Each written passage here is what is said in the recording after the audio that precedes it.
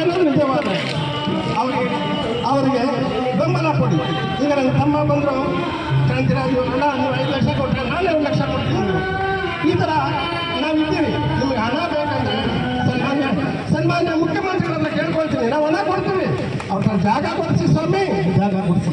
ನಿಮ್ಮನ್ನು ದೊಡ್ಡ ಸ್ಥಾನದಲ್ಲಿದ್ರ ಕೈ ಮುಗಿದು ಕೇಳ್ಕೊಳ್ತೀನಿ. MGR ಮಣಿಯಾಗಿ ಹುಡುಗುಪ್ಪಾಡಿ ವಿಷ್ಣುವರ್ಧನ ಸಂಘದ ಅಧ್ಯಕ್ಷನಾಗಿ ಆ ಮಹಾನ್ ಪುಣ್ಯವಂತ ವಿಷ್ಣುವರ್ಧನ ಅಣ್ಣನ ಕೈಯಲ್ಲಿ ತಮ್ಮ ಅಂತ ಕರೆಸ್ಕೊಂಡು ಭಾಗ್ಯವಂತನಾಗಿ ಮುಖ್ಯಮಂತ್ರಿಗಳೇ, ಇದಕ್ಕೆ ಸಂಬಂಧಪಟ್ಟ ಯಾವ ಕಾರ್ಯ ಆದರೂ ನಿಮ್ಮನ್ನು ಬರೆಯೋದಿಲ್ಲ ಕೇಳ್ಕೊಳ್ತೀನಿ. ಇದಕ್ಕೆ ದಯವಿಟ್ಟು ಕರುಣೆ ಮನಸ್ಸಿಂದ ಕನ್ನಡಿಗನಿಗೆ ಒಂದು ಸ್ಥಾನವನ್ನು ಕೊಡೋ ಪ್ರಯತ್ನವನ್ನು ಮಾಡಿ, ಅಷ್ಟು ಮಾತ್ರ. ಈಗ ನಿಮ್ಮೆಲ್ಲರೂ ಮತ್ತೊಮ್ಮೆ ಮನದಲ್ಲೇ ಈ ಹೋರಾಟದಲ್ಲಿ ನನಗೆ ಹೊಟ್ಟ ಬಲವಾಗುವುದು. ಅದರಲ್ಲಿ ಮುಖ್ಯಸ್ಥರು ಕರ್ನಾಟಕ ಸಂಘಟನೆಗಳ ಒಕ್ಕೂಟದ ಅಧ್ಯಕ್ಷರಾದ ನಟರಾಜರವರು,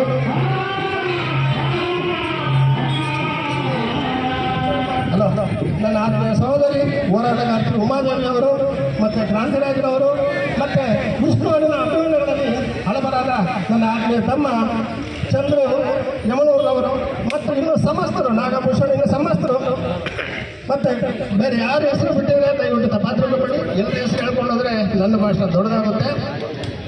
ಈಗ ಇನ್ನೊಂದು ಹೋರಾಟಗಾರ್ತಿ, ಹೆಣ್ಣು ಹೋರಾಟಗಾರ್ತಿ, ಎಲ್ಲಿ ಅನ್ಯಾಯ ನಡೆದ್ರು ಅದನ್ನು ಹೋಗಿ ದಿಟ್ಟಿಯಿಂದ ಕೇಳೋ ನನ್ನ ಆತ್ಮೀಯ ಜಯಂತಿಯವರು ಮಾತಾಡ್ತಾರೆ. ಮತ್ತೊಮ್ಮೆ ನಿಮ್ಮೆಲ್ಲರಿಗೂ ಹೃದಯದ ಧನ್ಯವಾದಗಳು. ಒಂದು ಬೆಂಕಿ ಹೊಡಿಸಿದೆ ನಮ್ಮ ಅಣ್ಣ ವಿಷ್ಣುವರ್ಧನ ಮನೆಯಲ್ಲಿ. ಶಾಂತಿ ಅಂತ ಮಾಡಿದ ಆ ಮನೆಯಲ್ಲಿ ಒಟ್ಟು ಶಾಂತಿ ಇಲ್ಲ, ನೆಮ್ಮದಿ ಇಲ್ಲ. ಅದು ಏನು ಅಂತ ಈಗ ನಾನು ಎಲ್ಲರೂ ಹೇಳೋಕ್ಕಾಗಲ್ಲ. ಸ್ವಲ್ಪ ಸಂಕ್ಷಿಪ್ತವಾಗಿ ಹೇಳ್ತೀನಿ, ಅರ್ಥ ಮಾಡ್ಕೊಳ್ಳಿ. ವಿಷ್ಣುವರ್ಧನ ಅಭಿಮಾನಿಗಳನ್ನು, ವಿಷ್ಣುವರ್ಧನ ಕುಟುಂಬವನ್ನು ಬೇರೆ ಮಾಡೋದಕ್ಕೆ ಕೆಲವು ದುಷ್ಟ ಶಕ್ತಿಗಳು, ನೀಚರು, ಅಣ್ಣನ ಹೆಸರು ಹೇಳಿ ಸಂಘ ಮಾಡಿ ಬದುಕಿರ್ತಕ್ಕಂಥ ಕೆಲವರು ಬಹಳ ಪ್ರಯತ್ನ ಪಡ್ತಿದ್ದಾರೆ. ಕರ್ನಾಟಕದ ಉನ್ನತ ಕನ್ನಡಿಗರು, ಮುಖ್ಯವಾಗಿ ವಿಶ್ವವಿಭಾಗದ ಜಾತಿ ಹಾಕಿಕೊಳ್ಳಿ. ವಿಷ್ಣುವರ್ಧನ ನಮಗೆ ಅಣ್ಣ ಇದ್ದಂಗೆ ಅಥವಾ ತಂದೆ ಇದ್ದಂಗೆ.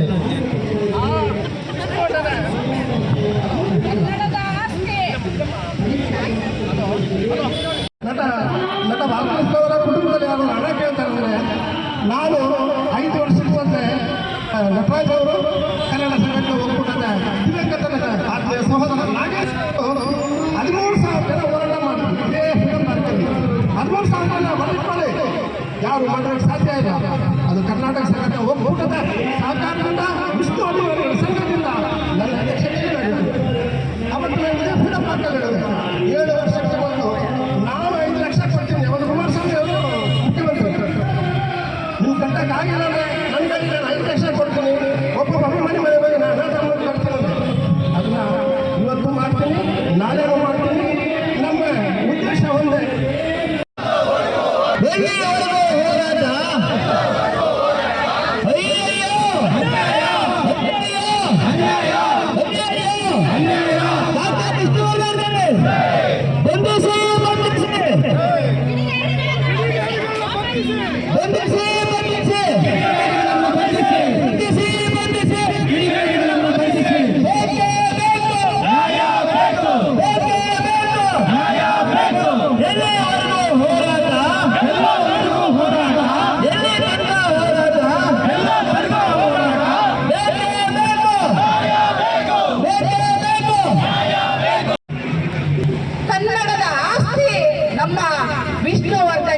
ವಿಷ್ಣುವರ್ಧನ್ ಅವರು ಇವರು ಆ ಜಾಗದಲ್ಲಿ ಅವ್ರನ್ನ ಉಳಿಸ್ಕೊಳಕ್ಕಾಗಿಲ್ಲ ಅಂದಿದ್ರೆ ಯಾಕೆ ಅವ್ರಿಗೆ ಅಲ್ಲಿ ಸಮಾಧಿ ಮಾಡೋದಕ್ಕೆ ಸ್ಥಳಾವಕಾಶ ಕೊಡಬೇಕಾಗಿತ್ತು?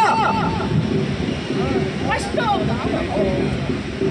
ಸ್ಥಳಾವಕಾಶ ಕೊಡಬಾರ್ದಾಗಿತ್ತು.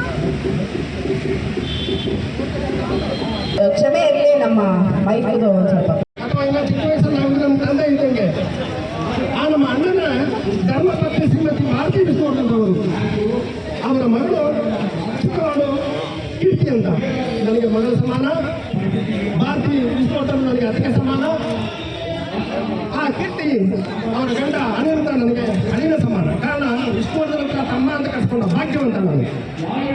ನಾನೇನು ಹೇಳ್ತೀನಿ, ವಿಷ್ಣುವರ್ಧನ ಅಭಿಮಾನಿಯಾದ ಕರ್ನಾಟಕದಲ್ಲಿ ಯಾರೇ ಇರ್ಬೋದು, ನೀವು ಯಾವ ಸೇನಾ ಸಂಘದಲ್ಲಿ ಇಟ್ಕೊಳ್ಳಿ, ಯಾವ ಸಂಘಟನೆ ಇಟ್ಕೊಳ್ಳಿ, ನಾವು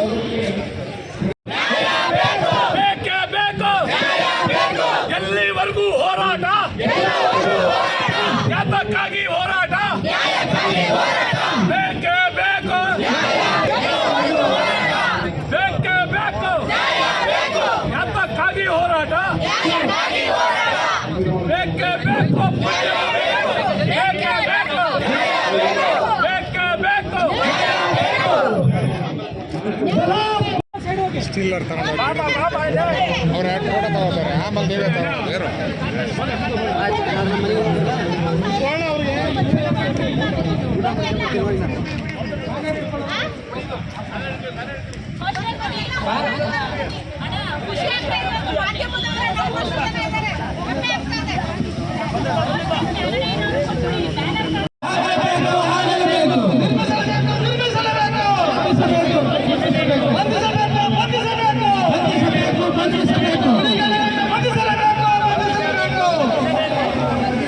ಎಲ್ಲ ಮೀಡಿಯಾ ಕಾಣಿಸೋ ಪೋಸ್ಟ್ಗಳು ಇಟ್ಕೊಳ್ಳಿ. ಯಾರಿಗಾಗಿ ಹೋರಾಟ? ಚಿತ್ರರಂಗದ ಮಗ ಡಾಕ್ಟರ್ ವಿಷ್ಣುವರ್ಧನ್ಗೆ, ಚಿತ್ರರಂಗದ ದಾಖಲೆ ವೀರ ಡಾಕ್ಟರ್ ವಿಷ್ಣುವರ್ಧನ್ಗೆ, ಕರ್ನಾಟಕದ ಯಜಮಾನ ಡಾಕ್ಟರ್ ವಿಷ್ಣುವರ್ಧನ್ಗೆ ಬೇಕೇ ಬೇಕು, ಬೇಕೇ ಬೇಕು.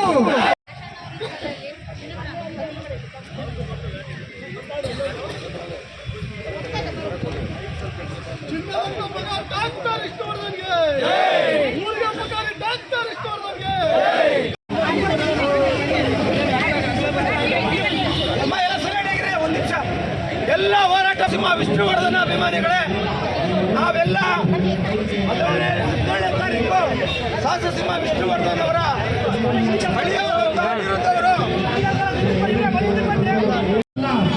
ಯಾವುದೇ ನಾಯಕನಿಗೋಸ್ಕರ ಅಲ್ಲ, ವಿಷ್ಣುವರ್ಧನ ಅಭಿಮಾನಿಯಾದವರು ಅವ್ರು ಎಲ್ಲ ಕೂಡ ಕಲ್ತ್ಕೊಳ್ಳಿ, ಅವ್ರಿಗೆ ಗೌರವ ಕೊಡಿ. ಡಾಕ್ಟರ್ ಸಾಹಸ ಸಿಂಹ ವಿಷ್ಣುವರ್ಧನ್ಗೆ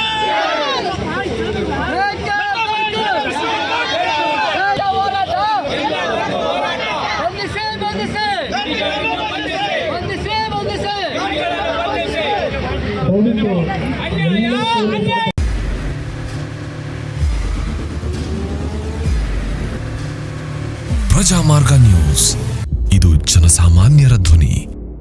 ನಮಸ್ಕಾರ. ನೀವು ನೋಡ್ತಾ ಇದ್ದೀರಾ ಪ್ರಜಾಮಾರ್ಗ ನ್ಯೂಸ್. ರಾಷ್ಟ್ರದ ರಾಜ್ಯದ ರಾಜಕೀಯದ ಬಗ್ಗೆ ಹೆಚ್ಚಿನ ಸಿನಿಮಾ ಅಪ್ಡೇಟ್ಗಳಿಗಾಗಿ ಫಸ್ಟ್ ಲೈಕ್ ಮಾಡಿ, ಸಬ್ಸ್ಕ್ರೈಬ್ ಆಗಿ, ಹಾಗೆ ಫಾಲೋ ಕೂಡ ಮಾಡಬೇಕು.